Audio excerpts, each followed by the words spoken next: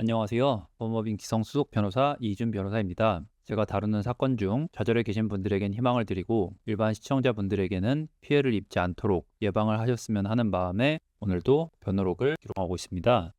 올해 5월이 지나서 임시 사용 승인을 받고 순조롭게 입주를 하는 것으로 알고 있다. 지난 8월 30일 시공사의 유치권 행사로 입주가 불가능해진 광주 탐벌 서희 스타일즈 현장의 입주 지연 사건에 관해서 이 부분 검토한 정보를 좀 나눠드려야 될 것 같다고 생각을 해서 영상을 제작하게 되었습니다. 지난 5월 말일 입주 지연이 확정된 이 사건 현장은 앞서 소개드린 바와 같이 경기도 광주시 탐벌동 532 일대 이제 건설이 거의 마무리가 된 광주 탐벌 서희 스타일즈 아파트인데요.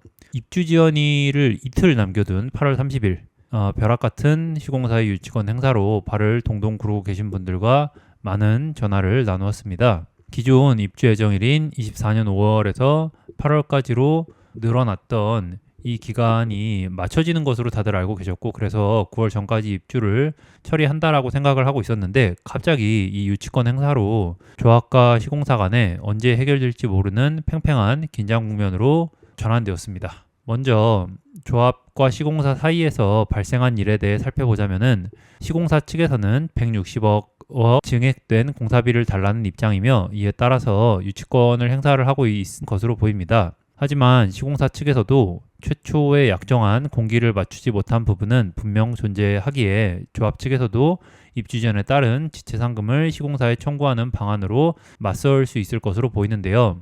이미 알려진 바와 같이 조합과 시공사는 채무부 존재의 소송을 통해서 이러한 시공사가 청구하는 채권의 존부에 대해 다투고 있습니다. 나아가 이 기부 체납 및 임시 사용 문제로 인해서 등기 담보대출 등 재산권 행사마저 원활하게 이루어지고 있지 않은 상황인데, 임시 사용 승인으로 인해 대출 규모가 수백만 원까지 줄어들 수가 있고, 그렇게 된다고 하면 잔금 지급 의무 및 이로 인해 필연적으로 발생하게 되는 이자 등 역시 현금을 준비하고 있지 않았던 경우에는 고스란히 수분양자들의 몫으로 남게 됩니다. 이러한 문제는 입주를 앞두고 있던 일반 분양자와 조합은 모두 같은 공통의 문제라고 할 수 있겠습니다.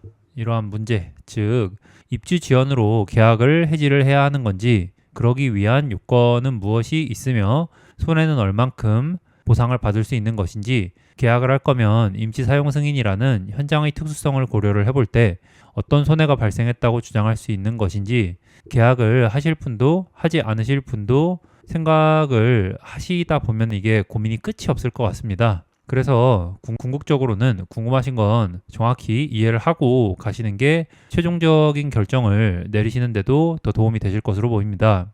조합과 시공사와 앞으로 될 일, 조합이 이 상황에서 버틸 수 있을 것인지, 언제까지 버틸 수 있고 그 근거는 무엇인지, 조합원과 일반 분양자 모두에게 임시 사용 승인으로 인해 발생하게 될 불편함이 무엇이며 어떠한 피해가 존재하는 것이고, 8월 30일 유치권 사태로 인해 계약 해제가 가능한 것인지 여러 가지 점에서 궁금하실 수 있다는 점을 알고 있습니다.